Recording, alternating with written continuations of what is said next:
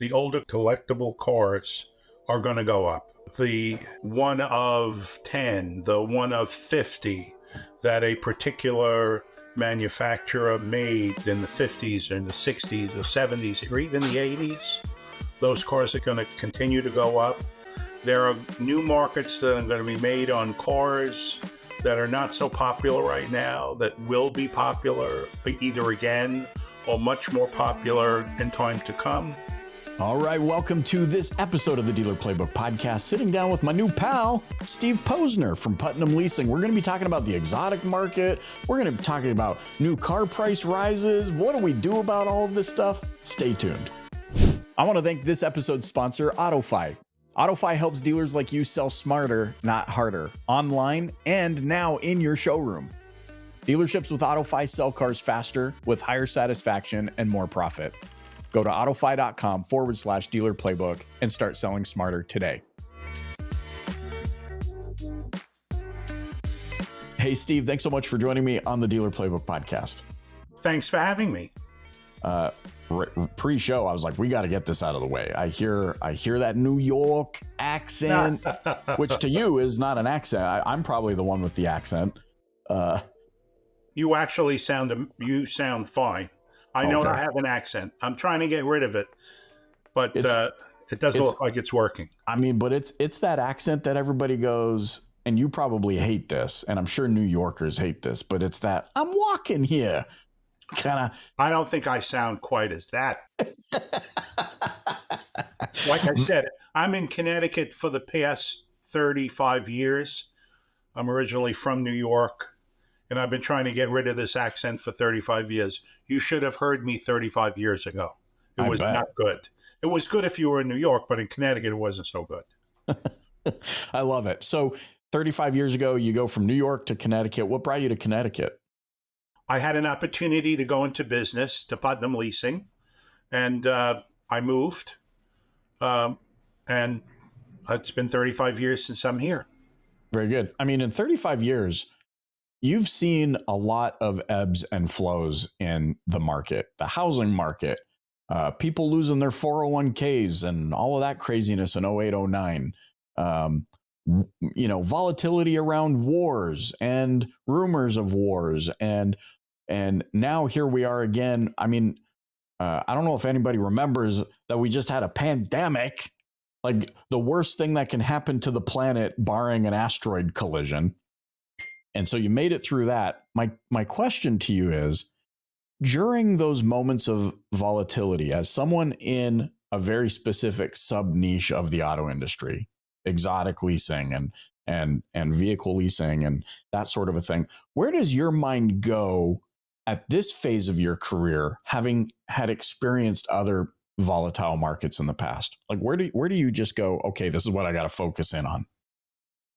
Well, I would tell you that when the pandemic hit, I thought I would be, after being in this business over 45 years, back to being in the restaurant business, selling Frankfurters in Coney Island.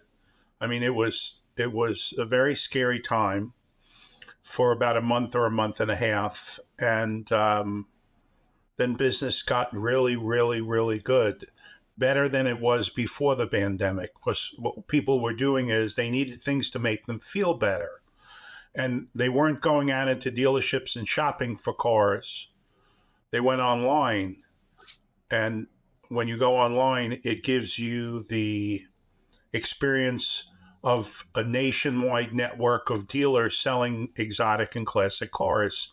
And what they were doing to make themselves happy is they were buying cars from dealers they may not have ever heard of. And the dealers that use Putnam were calling us, and we were doing lease deals on them. And the market just seemed to get better and better. And with the pandemic, prices of cars rose because there were less people trading cars in, and there was more demand for high-end automobiles. Because, let's face it, there's few things in life that make people happy. Food, vacations, which people couldn't do, jewelry, which people really couldn't wear, good wine. And cars. Like you could wake up in the morning, you couldn't go to the supermarket without feeling scared that you were going to pick up COVID, but you Right. could surely get in your car and take a nice long ride someplace and come home and feel I didn't socialize with anybody, but I got my yayas out for today and my beautiful new Ferrari or Lamborghini or Rolls or Bentley or Mercedes. Where it's transgressed over the last 4 or 5 years is that the exotic car market is still good.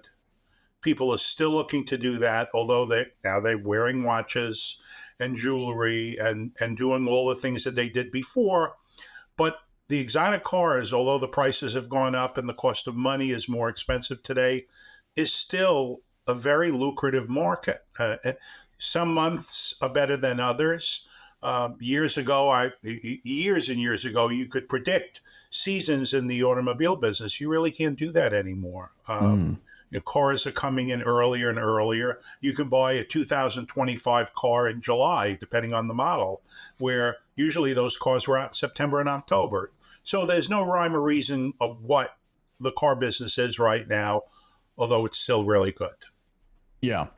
You bring up a couple of interesting points, and I wrote down this thought I want to ask you on the tail end of that, which is that because the people who can afford to lease or own a luxury vehicle are maybe more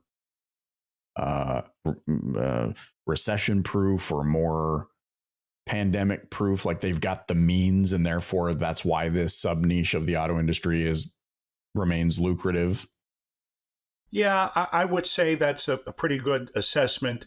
Back during the COVID times, there were a lot of people out of work, and and those people unfortunately fell into the category where they needed food. They didn't need an exotic car. They needed to make their ends meet.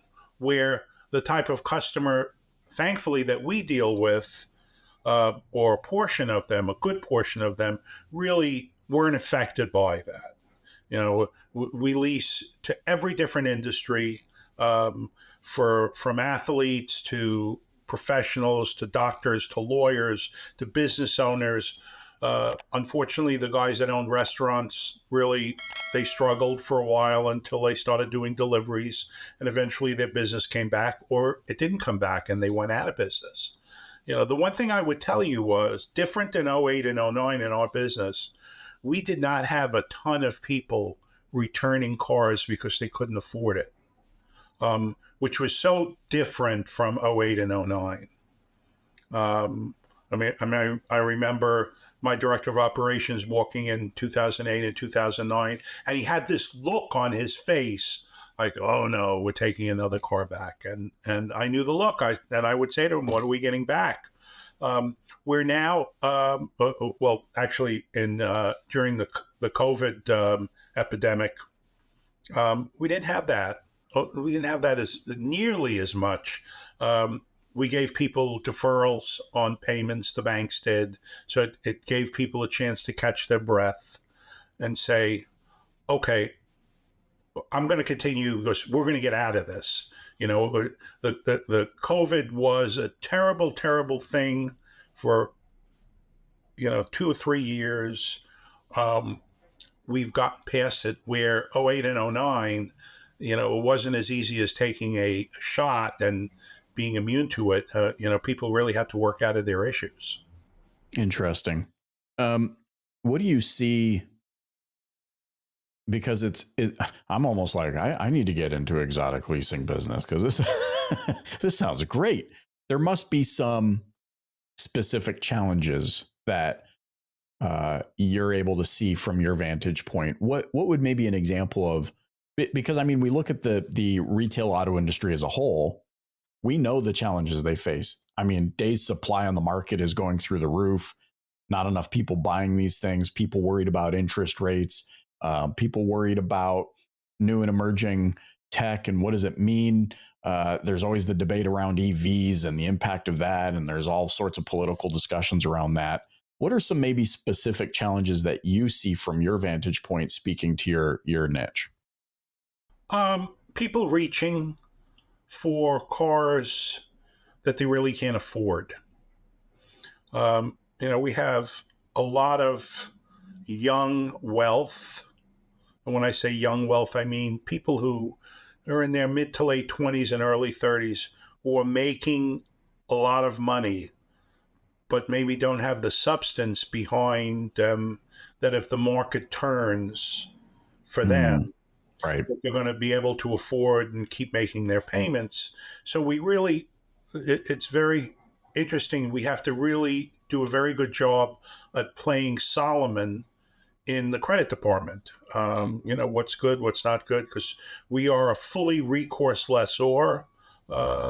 We underwrite all of our leases, and we have to be really careful that we don't give everybody that applies for a lease, and we have to protect ourselves. So I think it's a lot of new money out there.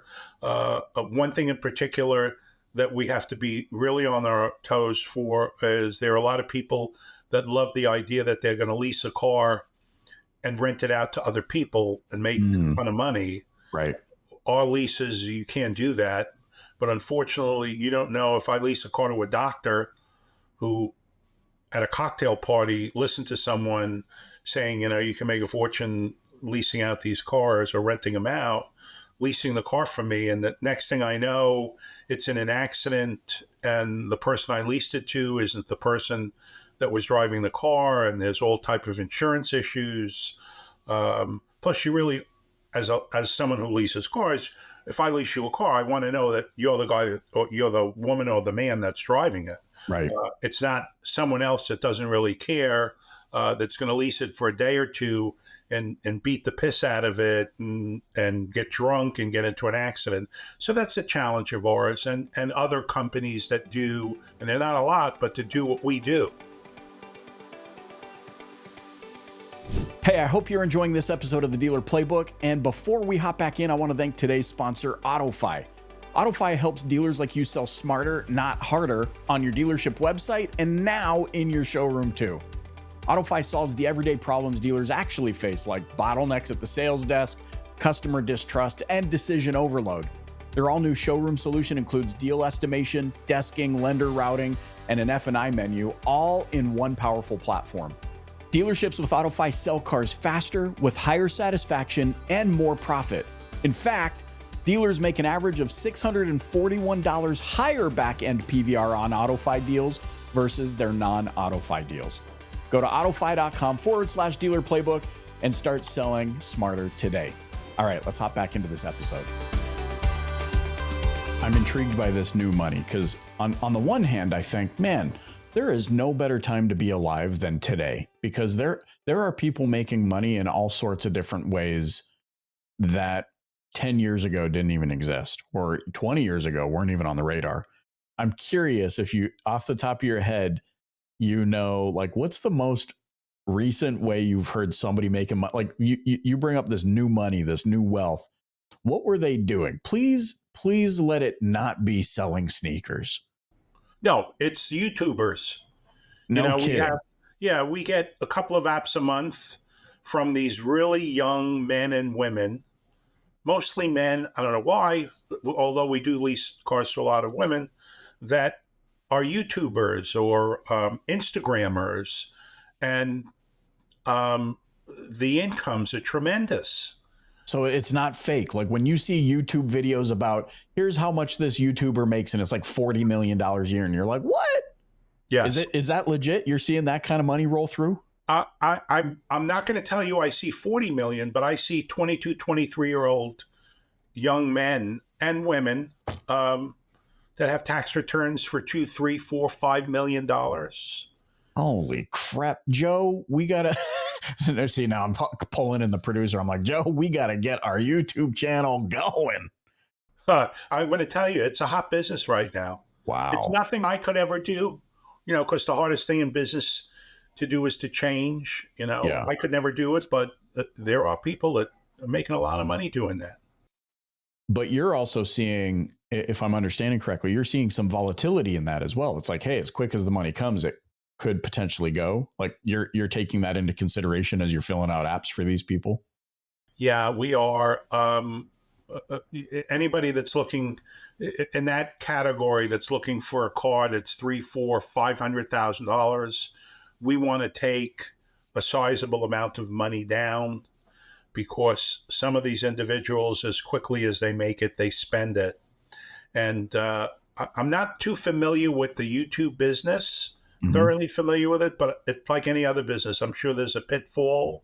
And if the person falls off the perch in that business and can't afford to pay their bills, and unfortunately we have to take our automobile back, we want to be in a position where we don't lose money.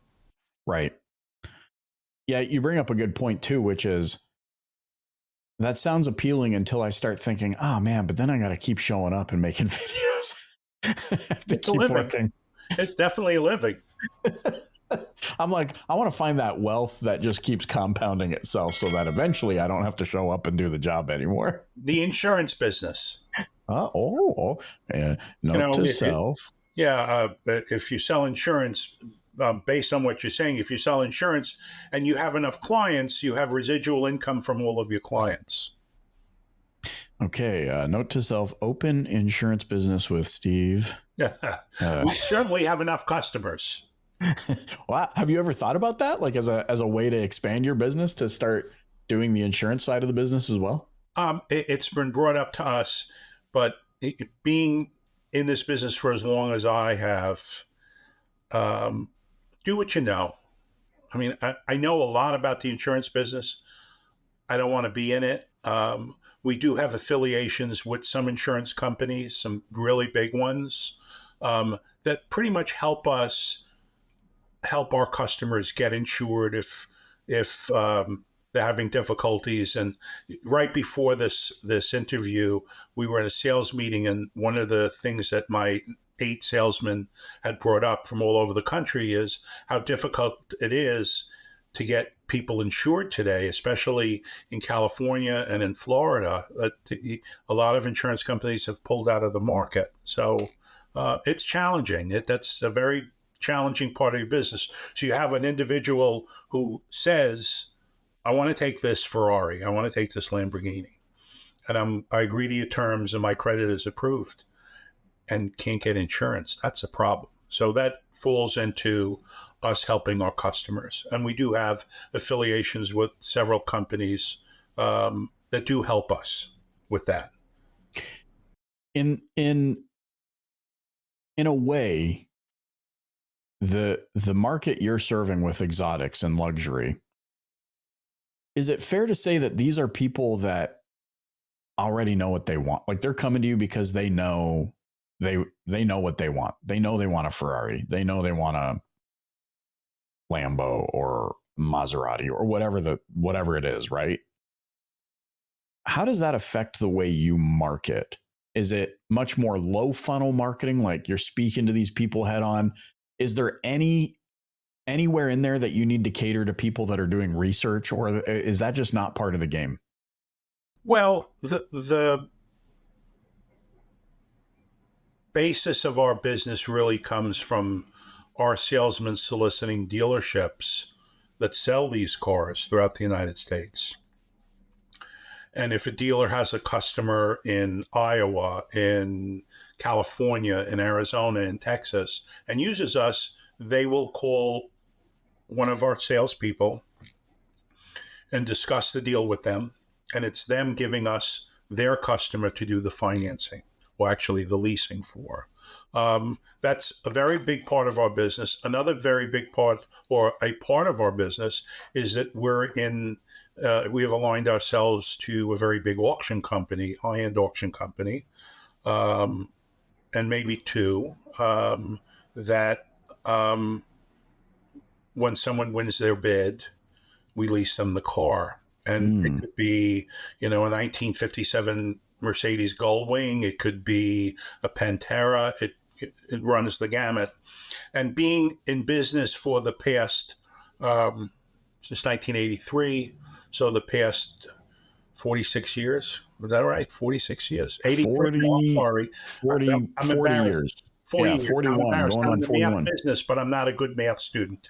For over 40 years, let's say that, um, and having a really excellent reputation, we do get people that call us that have already picked out what they want and need our help in getting the thing paid for and leased.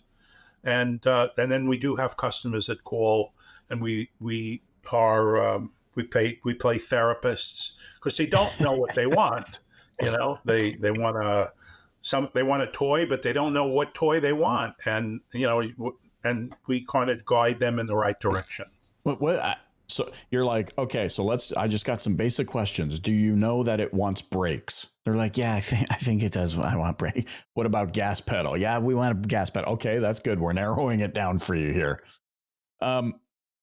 So there's really an opportunity here for dealers throughout the country to be leveraging you to bring more luxury, exotic availability to them as a dealer. Yeah, at times we definitely will put a customer who has gone through his therapy session and has told us what they're looking for or narrow down what they're looking for in touch with a dealer that is a Putnam friendly dealer and does business with us, to put that person in the direction of that dealership to help them sell a car and help our customer find a car. Interesting. Which opens up all sorts of marketing opportunities for those local dealerships to be reaching a segment of their market. I think, like, I'm just outside of Dallas, and I'm thinking, oh man, there would be so many opportunities here to reach into that Texas oil and tech money that's flying here. One final question for you. I mean, what's your outlook on where things are headed? You've got hindsight. You've got 40 years in the rearview mirror. Where are things headed in the next, I don't know, 5-10 years, in your opinion? The collectible Mm. cars, the older collectible cars, are going to go up. Um, the one of 10, the one of 50 that a particular manufacturer made in the 50s or in the 60s or 70s or even the 80s, those cars are going to continue to go up. There are new markets that are going to be made on cars that are not so popular right now that will be popular either again or much more popular in time to come. I'm very optimistic that uh, the prices will still continue to rise. We Mm-hmm. were just in the auctions at Amelia Island, which those auctions are kind of a barometer for the automobile business, the very, very high end pre-owned used collectible market.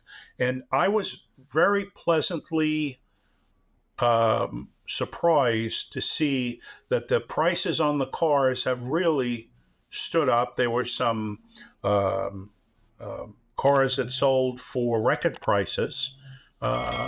So my opinion is the market's still good and there's still room to grow. Wow, that's amazing.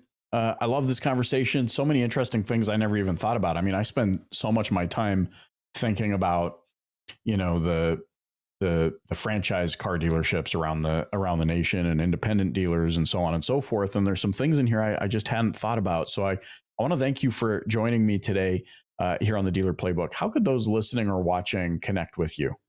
Um, I can give you our email address is www.putnamleasing.com, or you could call us. Our toll-free number is 1-800-278-0071. You could feel free to ask for me. I'll help you with your car therapy. If you're in a particular area where one of our reps handle, I'll make the marriage between you and our representative. Dealers are welcome to call us, and I'll put you in touch with our rep who will explain our program and the benefits of the program to the dealership. Amazing. Steve, thanks so much for joining me on the Dealer Playbook podcast. Thank you very much. Have a great day, everyone. Thank you. Bye-bye. Hey, thanks for listening to the Dealer Playbook podcast. If you enjoyed tuning in, please subscribe, share, and hit that like button. You can also join us and the DPB community on social media. Check back next week for a new Dealer Playbook episode. Thanks so much for joining.